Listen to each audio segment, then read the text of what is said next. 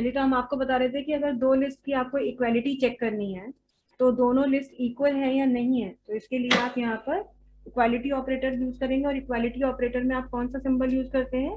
आप यूज करते हैं double equals to sign. Double equals to sign जो है यूज होता है। अभी हम इसे रन करा के देखेंगे तो देखिए, दोनों लिस्ट अगर एलिमेंट सेम होंगे तो वो बताएगा कि ट्रू है। अगर दोनों में डिफरेंस होगा तो इनइक्वालिटी यहाँ पर असेस होगी और इनइक्वालिटी के बेसिस पर वो आपको रिटर्न करेगा कि आपकी जो दोनों लिस्ट है आफ्टर कंपैरिजन सिमिलर नहीं है।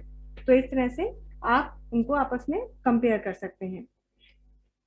इसके बाद में, कंपैरिजन के बाद में, नेक्स्ट जो ऑपरेशन हमें परफॉर्म करना है लिस्ट पे वो है एलियासिंग अ लिस्ट। एलियास ये वर्ड हो सकता है आप लोगों ने पहले शायद सुना हो या ना सुना हो। वर्ड है alias, aliasing a list. Alias को हिंदी में वैसे कहते हैं उर्फ। आपने अगर कहीं ये सब जैसे रिपोर्टिंग में खासतौर से होता है, या हम लोगों के जैसे दो नाम होते हैं, एक फॉर्मल हमारा ऑफिशियल नेम होता है, एक अनऑफिशियल नेम होता है, तो हम कहते हैं कि हम लोग दो नामों से जाने जाते हैं, ऑफिशियल नाम ये है और अनऑफिशियल नाम ये है। इसी तरीके से अगर आपने कोई एक लिस्ट क्रिएट की है तो और आप उस लिस्ट की एक कॉपी क्रिएट करना चाहते हैं, उसका एलियास बनाना चाहते हैं बिल्कुल उसी के जैसा, लेकिन लिस्ट का नाम डिफरेंट होगा।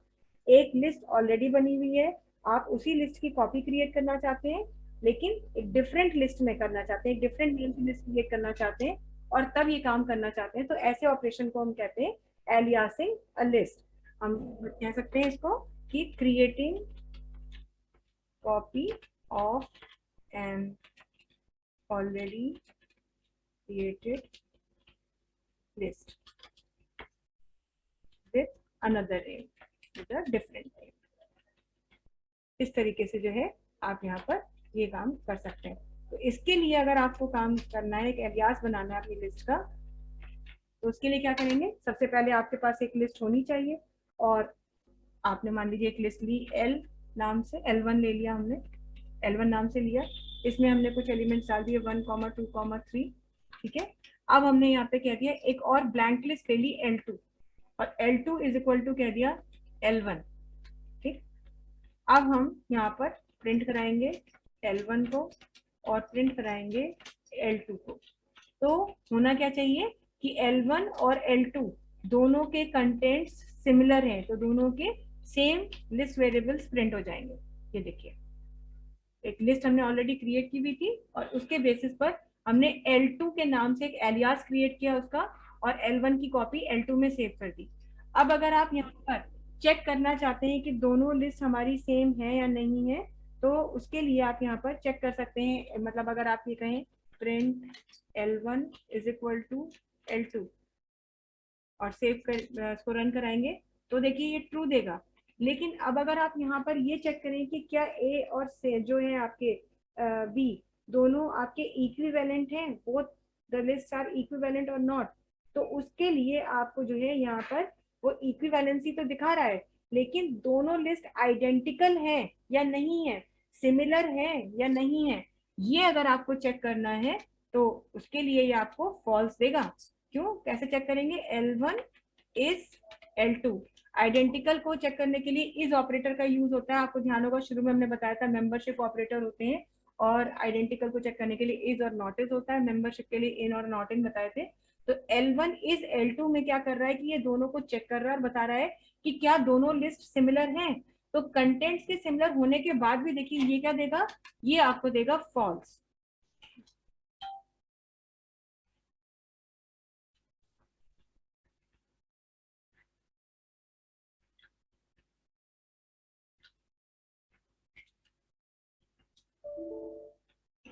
इज नॉट,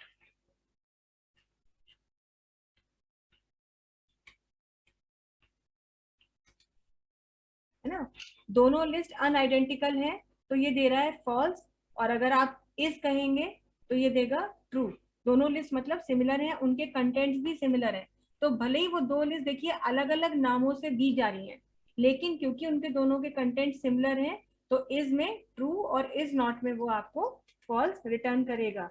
तो आइडेंटिकलिटी भी आप चेक कर सकते हैं, L1 इज L2, और इक्वालिटी भी आप कंपेयर कर सकते हैं, और अनआइडेंटिकलशिप भी आप चेक कर सकते हैं। तो ये आप ऑपरेशंस यूज करते हैं।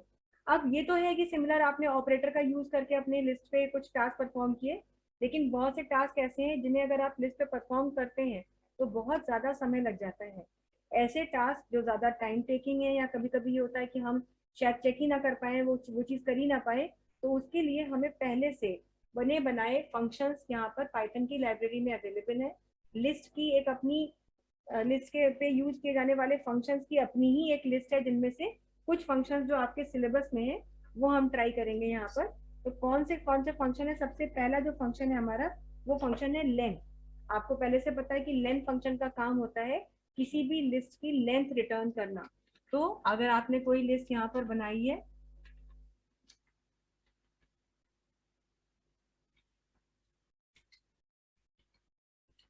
लिस्ट फंक्शन, तो मान लीजिए हमने एक लिस्ट यहाँ पर बनाई, एक L1 के नाम से हमने लिस्ट ली और इसमें हमने कुछ अपनी वैल्यूज डाल दी। सपोज हमने यहाँ पे कुछ स्ट्रिंग डाल दिए, अमन, नमन, नैना और आदित्य, ये हमने यहाँ पर डाल दिया है। और अब हम यहाँ पर प्रिंट करा रहे हैं लेन ऑफ L1। रन कराएंगे तो देखिए उसने क्या रिटर्न करा, 4। क्यों? क्योंकि इस हमारी लिस्ट में टोटल नंबर ऑफ एलिमेंट्स कितने हैं? 4 एलिमेंट्स हैं।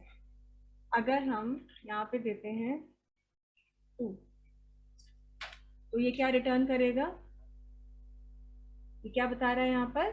ये बता रहा है 5, क्योंकि ये क्या कर रहा है, 0 1 2, 5 सेकेंड इंडेक्स पे कौन सी वैल्यू स्टोर्ड है?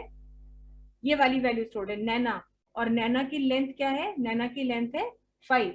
तो इस तरीके से किसी भी स्पेसिफिक इंडेक्स पे स्टोर की गई वैल्यू की भी लेंथ आप रिटर्न करा सकते हैं, एंटायर लिस्ट की भी लेंथ आप रिटर्न कर सकते हैं। जब सिर्फ लिस्ट का नाम जब सिर्फ लिस्ट का नाम लिखा होता है लेंथ फंक्शन के अंदर, तो लिस्ट एलिमेंट्स का काउंट रिटर्न होता है कि total number of elements available in the list. लेकिन अगर आप लिस्ट के नाम के साथ कोई एक स्पेसिफिक इंडेक्स वैल्यू भी स्पेसिफाई कर देते हैं, तो ये उस इंडेक्स पे जाता है और उस इंडेक्स की लेंथ रिटर्न करता है। जैसे अभी अगर हम यहाँ पर डाल दें, मान लीजिए 3 यहाँ पे किया, तो ये आदित्य की लेंथ आपको रिटर्न करके देगा कि टोटल आदित्य में कितने कैरेक्टर्स हैं। ध्यान रखिएगा, ये चीज आपको ध्यान रखनी है कि खाली लेंथ लिखा है, ये ऐसे लिखा है, तो केवल लिस्ट की लेंथ रिटर्न हो रही है, माने total how many elements are there available in the list. But if you are specifying any index number, so then it will go to that index and return the length of that element, length of that element which is stored on that particular index। ये चीज, तो इस तरह से len function का आप use करते हैं, तो लेन आपका लेंथ रिटर्न करता है। नेक्स्ट अब हम बात करते हैं, नेक्स्ट फंक्शन है काउंट। लेंथ तो लेंथ रिटर्न करके ही बता देता है कि आपके इसमें टोटल कितने एलिमेंट्स हैं, मतलब इसकी कितनी जो ये आपकी वैल्यू दी हुई है। लेकिन अब नेक्स्ट फंक्शन जो हमारा, ये बताता है, काउंट फंक्शन जो होता है, ये लिस्ट के अंदर किसी भी एलिमेंट की फ्रीक्वेंसी को काउंट करके रिटर्न करता है। मतलब जैसे अगर आपने एक लिस्ट यहाँ पे बनाई एल नाम से और उसमें कुछ वैल्यूज डाल दी, मान लीजिए हमने यहाँ पे लिख दिया 1 कॉमा ये कॉमा ये कॉमा ये कॉमा ये कॉमा ये कॉमा ये कॉमा ये कॉमा ये, ऐसे कुछ एलिमेंट्स डाले। अब इसमें एक वैल्यू ऐसी है जो हमने बार बार रिपीट की हुई है, तो हम ये देखना चाहते हैं कि ये बार बार जो हमने रिपीट की है, ये कितनी बार रिपीट की गई है। तो ऐसा अगर आपको देखना है तो उसके लिए क्या लिखेंगे, प्रिंट, लिस्ट का नाम क्या है, एल, डॉट ऑपरेटर यूज करेंगे। कुछ फंक्शंस ऐसे हैं जो डॉट ऑपरेटर के साथ ही यूज होंगे। और अब यहाँ पर फंक्शन का नाम लिखेंगे, फंक्शन का नाम है काउंट। फ्रीक्वेंसी को काउंट करने के लिए काउंट फंक्शन ही यूज होगा। उसके बाद में आप किसकी वैल्यू काउंट करना चाहते हैं वो आप ब्रैकेट के अंदर लगाएंगे। जैसे हमें यहाँ पे किसकी वैल्यू काउंट करनी है, 1 की वैल्यू काउंट करनी है, तो ये हमने किया। अब हम रन कराएंगे तो ये बता रहा है 4। 4 क्यों बता रहा है? क्योंकि 1 इस लिस्ट में 4 बार लिखा गया है, 1 2 3 एंड 4। तो फ्रीक्वेंसी काउंट करना है। ऐसे ही मान लीजिए यही लिस्ट होती और इसमें ही कोई एक स्ट्रिंग बार बार रिपीट हुआ होता,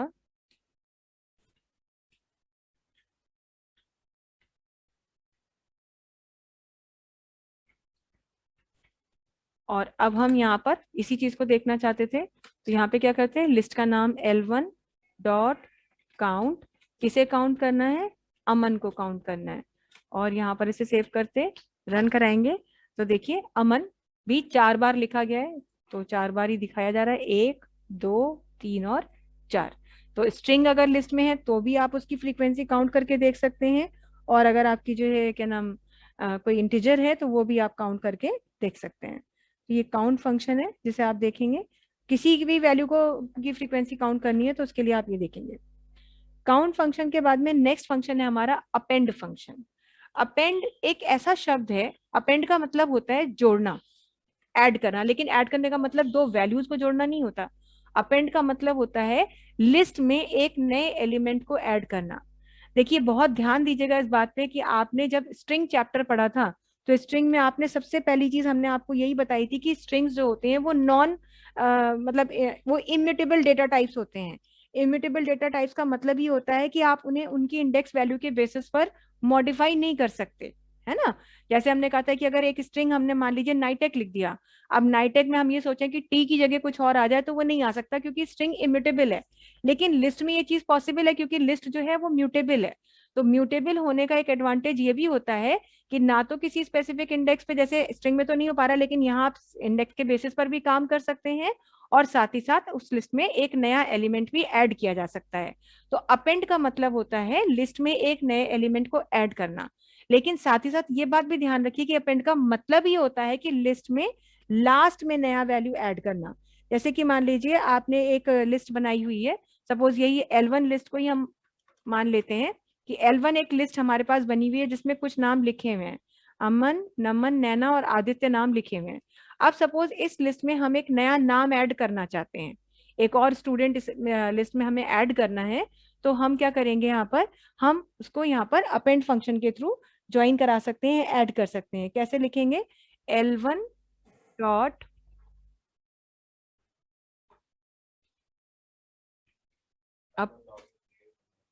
अपेंड, L1 डॉट अपेंड, और अब हम यहाँ पर लिखेंगे वो नया नाम, मान लीजिए नई स्टूडेंट का नाम है अमृता, ये, और अब हम कहेंगे प्रिंट L1। ये दोनों लाइनें हम यहाँ पर अभी फिलहाल डिसेबल कर दे रहे हैं, इन सब की जरूरत नहीं है।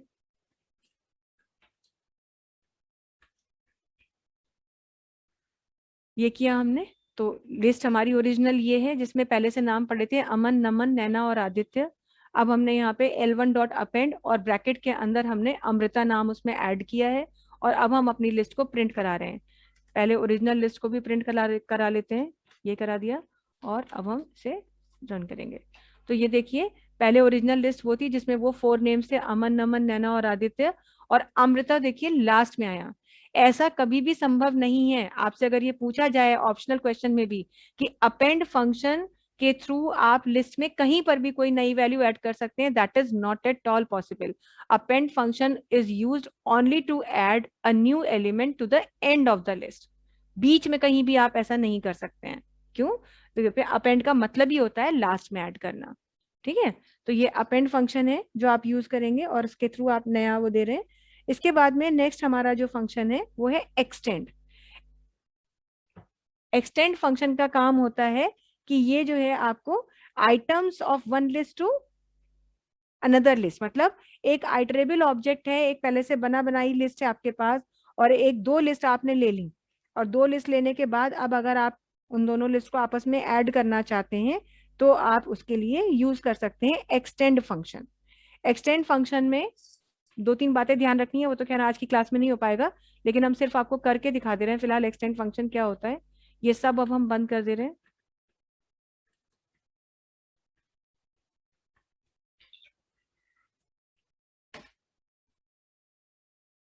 नया फंक्शन है हमारा एक्सटेंड।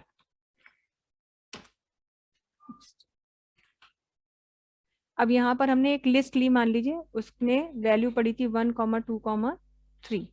एक लिस्ट हमने बी नाम से ले ली, उसमें मान लीजिए पड़ा हुआ है 7,8,9, या तीन से ज्यादा भी एलिमेंट हो सकते हैं, जरूरी नहीं कि इक्वल एलिमेंट्स हो या सेम सिमिलर एलिमेंट्स हो, ऐसा नहीं हो सकता, ऐसा कोई जरूरी नहीं है।